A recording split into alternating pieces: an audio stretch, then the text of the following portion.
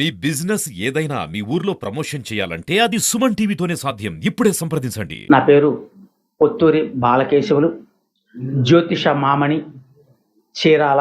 2024, 2025 క్రోధినామ సంవత్సరాన్ని మనం గోచార ఫలితాన్ని కానీ మనం దృష్టిలో తీసుకున్నట్లయితే ధనస్సు రాశి వారిని మనం విచారించినట్లయితే ఈ ధనస్సు రాశి 12 రాశులలో కోణ స్థావరం అని చెప్పచ్చు. ఈ కోణ స్థావరాలంటే 1, 5, 9 కోణాలు అంటారు. ఇది 9వ స్థావరం. 12 బచక్రంలో ఇది 9వ స్థావరం. అదే ధనుసు రాశి. ఇది ఇందులో మూల నక్షత్రం 1, 2, 3, 4 పాదాల వారు, పూర్వాషాఢ 1, 2, 3, 4 నక్షత్ర పాదాల వారు, ఉత్తరాషాఢ నక్షత్ర ప్రథమ పాదం వారు, ఈ 9 పాదాల వారు కూడా ఈ ధనుసు రాశి కోవకు చెందిన వారని చెప్పచ్చు. వీరికి ఆదాయం 11 అని, వ్యయము 5 అని, రాహువు రాజపూజితం 7 అని, అవమానాలు 6గా ఉంటాయని మనం చెప్పచ్చు. ఇట్లా లెక్కేసుకునేటట్లయితే ఈ వ్యయం కూడా శుభకర ధన వ్యయము అని చెప్పొచ్చు.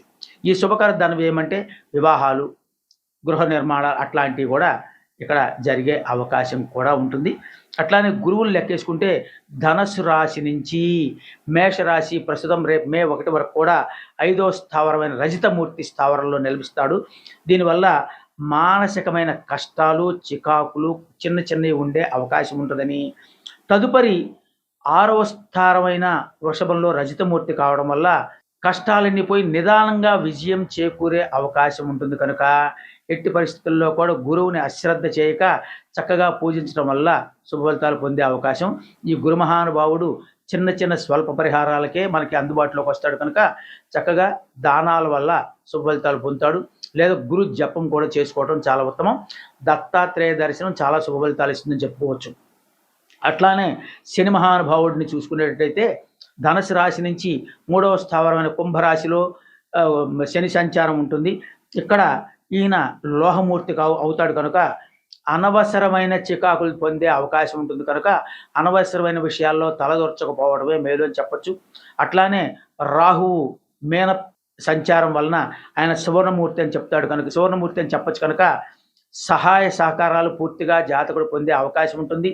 కేతువు 10లో సువర్ణమూర్తి కావడం వల్ల అడ్డంకులు తొలగి విజయం చేకూరే అవకాశం ఉంటుంది. కనుక గోచార ధనసు రాశి జాతకులందరూ కూడా చక్కగా గురువుని పూజించి గురువుకు తగిన పరిహారం చేసుకుంటూ గజానన స్తోత్ర పారాయణ చేయటం వల్ల శుభ ఫలితాలు పొందుతారు అని మనం చెప్పచ్చు.